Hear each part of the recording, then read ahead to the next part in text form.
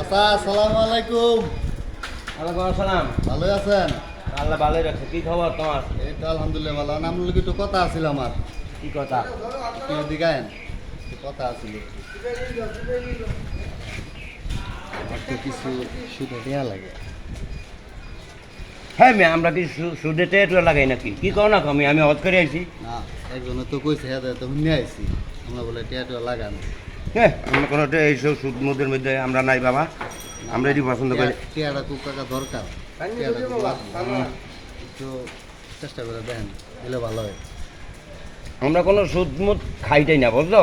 আমার মধ্যে নিয়ম টিয়ম নাই। তারপর তুমি যখন বেশি সমস্যায় পড়ছো, তোমার চাষি আবার কিছু দেয় ছেলারে সারে, কিন্তু সুদ খায় না। সুদে না আছে। হ্যাঁ, সুদ খায় না, কিন্তু হ্যাঁ মাসে আপনাকে 5 কেজি করে চিকন চাল দিবা। চিকন চাইল। হ্যাঁ, ঠিক আছে। তাহলে একটু আমরা শাশুড়ি কয়ে দেন, টিয়াটা তোমার ইমার্জেন্সি খুব দরকার। আমি আমি কয়ে দেবো, ঠিক আছে। হ্যাঁ।